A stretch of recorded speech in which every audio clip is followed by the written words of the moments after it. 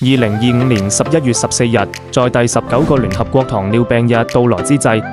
為提升公眾對糖尿病眼健康的重視，加強早期預防與科學治療，深圳普瑞星耀眼科醫院特別舉辦警惕隱形視力殺手糖尿病視網膜病變科普活動。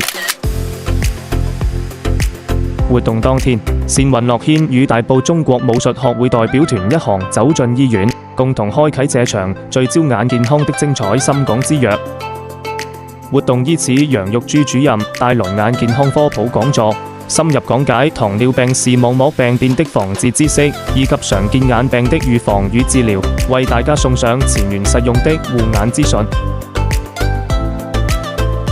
講座結束後，代表團成員體驗了基礎眼健康檢查，醫生團隊耐心提供1對1面診，細緻解答各類眼部問題。